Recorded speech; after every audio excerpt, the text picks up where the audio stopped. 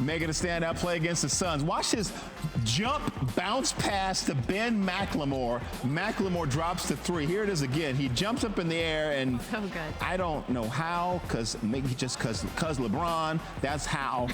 He had 25 and 12, but the Suns get the win. All right, the Lakers might have dropped Game 4 against the Suns, but Anthony Davis was an even bigger loss for LA. A left groin strain forced AD to miss the entire second half of yesterday's game. Without Davis going forward, the Lakers' bid for back-to-back titles will likely come with their backs against the wall. Here's Dave McMenamin. Anthony Davis's groin injury could turn the Lakers' Big Two into a LeBron James solo show, with the Lakers and Suns first-round series tied 2-2. It's next man up, and obviously, if he's not ready for Game 5, it's going to be a tough blow for our ball club. But, next man up, and we've been like that all year, and we're going to have to be like that in the hostile environment in Game 5. Recent evidence suggests the Lakers can keep their head above water so long as they have LeBron, even if there's no AD. They went 11-7 during the regular season when that happened. And going back in the archives, Frank Vogel knows all about being on the receiving end of LeBron's one-man dominance in the playoffs. When I competed against the Miami Heat and either Wade or Bosh was out and there was more touches for Bron, that wasn't always necessarily a good thing for my Pacers teams. So it's just going to be more opportunity for Bron, and obviously we need other guys to step up. Davis is considered day-to-day, according to ESPN's Adrian Wojnarowski, and a Lakers source told me, quote, any AD is better than no AD. But if you want more historical context why LeBron's equipped for this moment, even if Davis can't go, consider his 14-0 record all-time in first-round playoff series. Phoenix is facing perfection. For me, it's putting our team in position to be successful. It starts with my approach, starts with my accountability, trickles down to everybody else. So, these shoulders was built for a reason, and if it takes for me to put some more on top of it, then so be it. Win, lose, or draw, I'm ready for the challenge. All right, well, Seth Greenberg ready for the challenge here on SportsCenter, talking some NBA playoffs. So, Coach, if Davis is unable to play for LA, how will his absence impact the Lakers? Well, it impacts him defensively, his ability to protect the rim, contest shots.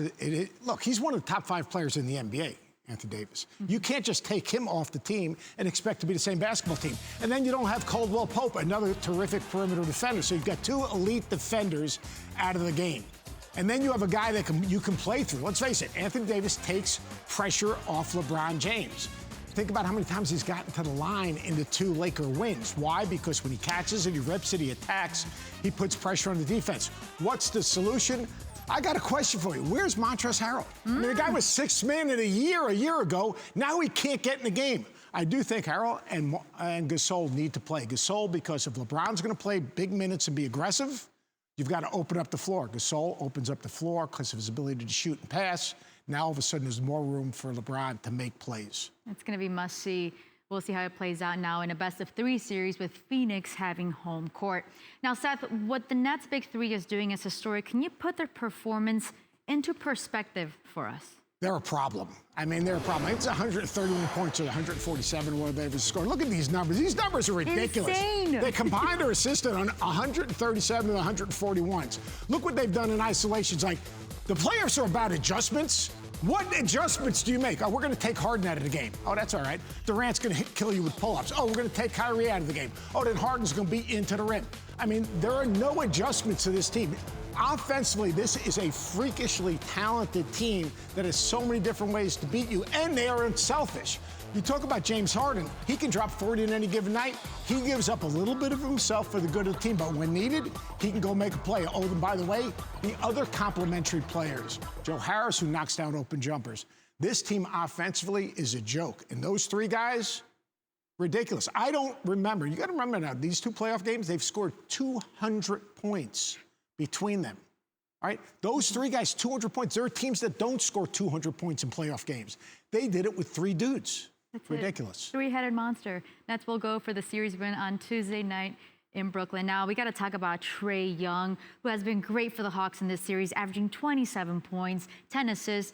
Just what makes him such a tough matchup for the Knicks? He's got a PhD in ball screen offense, and his maturity has been absolutely ridiculous. But his ability to read all 5 defenders and find a solution, right? You play drop coverage, he's got a runner. They forced him weak, he knocks you down with a runner. All right, in transition, if you don't stop him early, you know what he's going to do? Logo range, pull up, boom, knocks down the three. And he's not chasing that. He's letting it come to him.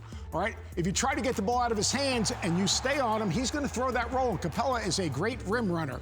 And finally, if you stay and tag on the weak side right there, he's going to throw that pass, skip it. And the DNA and the makeup of this Atlanta Hawks team really complements what he does well, because they've got jump shooters, they've got short rollers, they got Capella who can run to the rim.